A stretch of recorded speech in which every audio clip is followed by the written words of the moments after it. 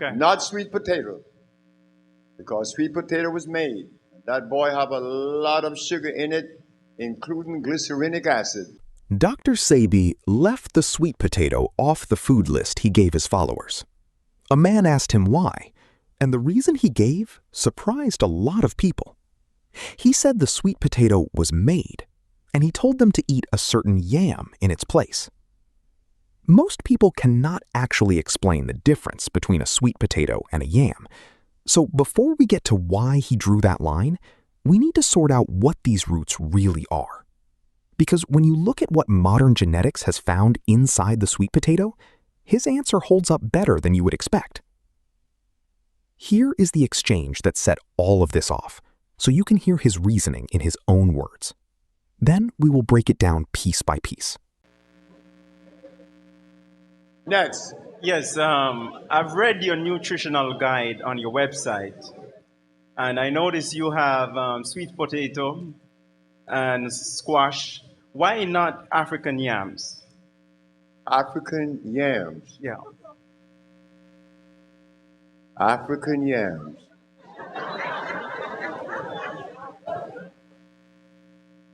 I would have liked for the brother to ask me about fonio and teff, not the yams. There is a yam that is natural, a white one, Yeah.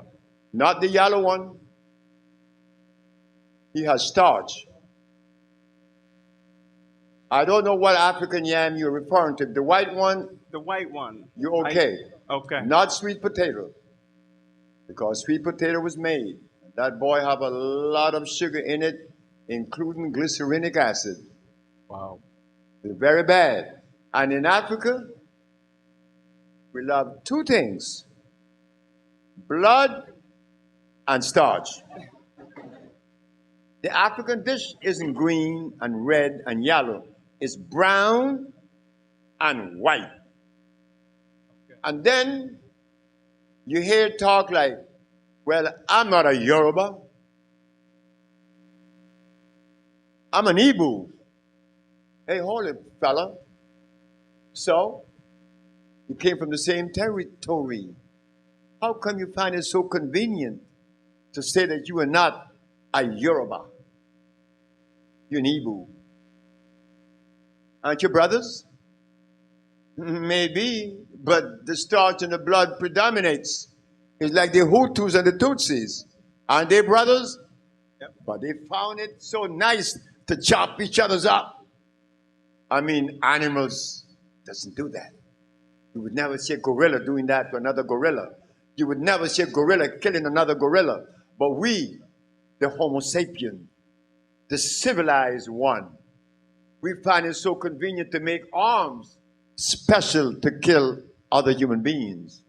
But yet we are civilized. 4 different foods get tangled up in that clip, so let's separate them cleanly.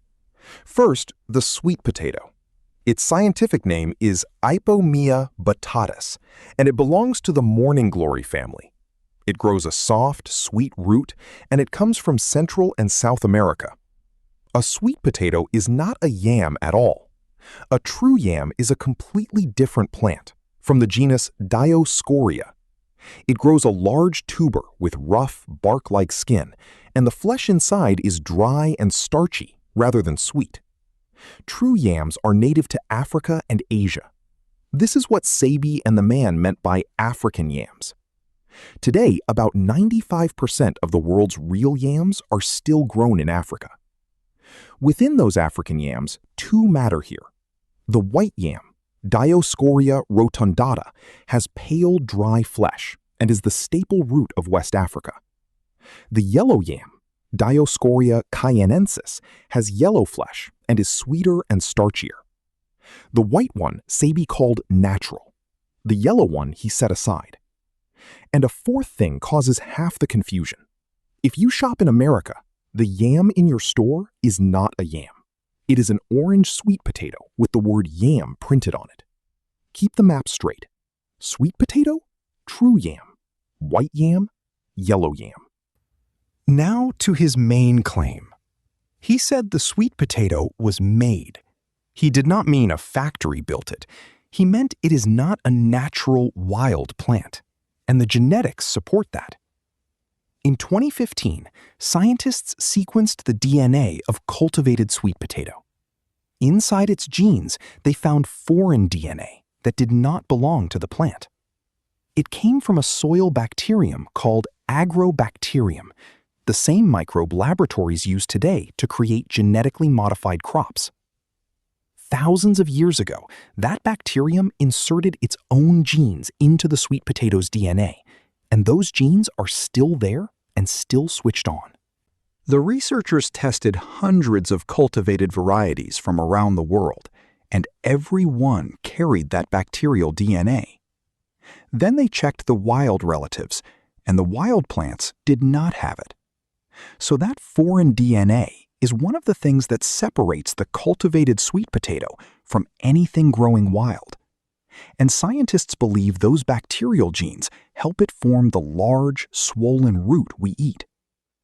In plain terms, the sweet potato is the only major food crop that is naturally genetically modified. Sebi did not have this data. He looked at the plant and said it was made, and the biology of the root agrees with him. That leads to two facts. The first is where it comes from. The sweet potato was domesticated in Central and South America thousands of years ago. It only reached West Africa in the 1500s, carried there on Portuguese ships. So the sweet potato is not African, and it is not a yam. The true African yams the man was asking about are a different plant, and those really did come from Africa. The second fact is how it reproduces. Most plants, and people, carry 2 copies of every chromosome. The sweet potato carries 6.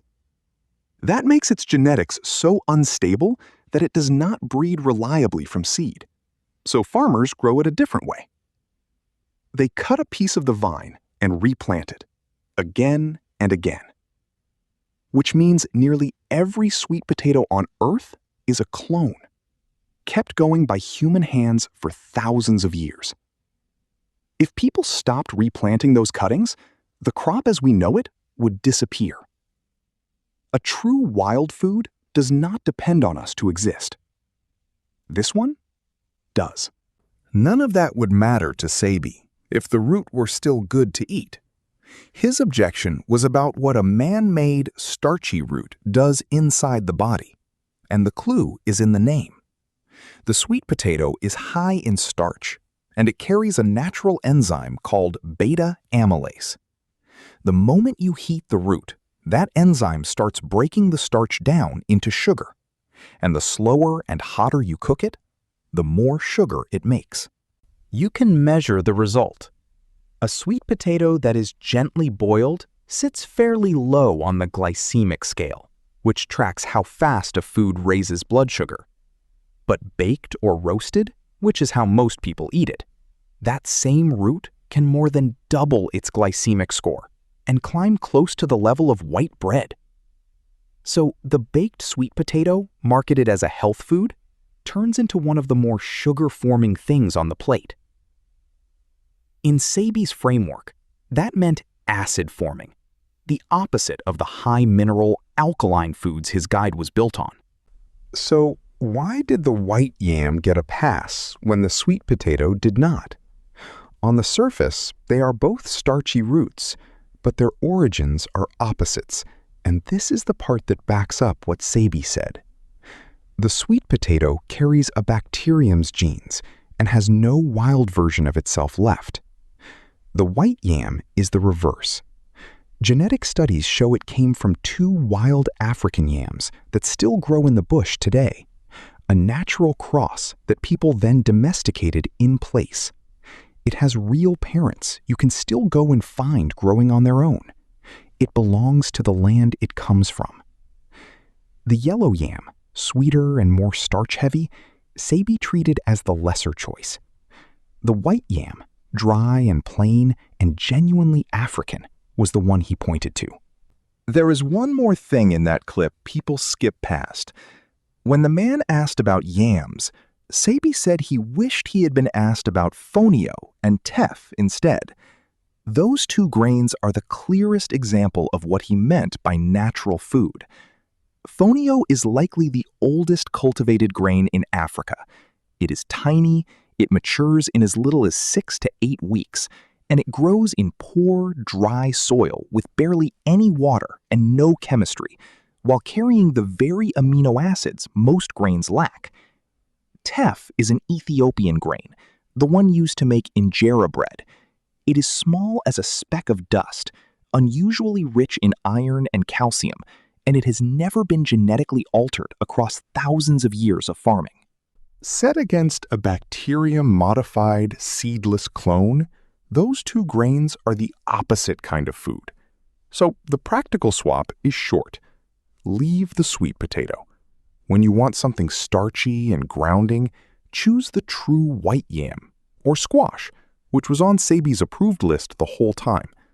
When you want a grain, reach for fonio or teff over the refined, man-made options.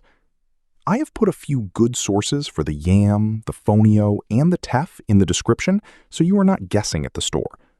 And if you have already dropped the sweet potato, tell me in the comments what you replaced it with.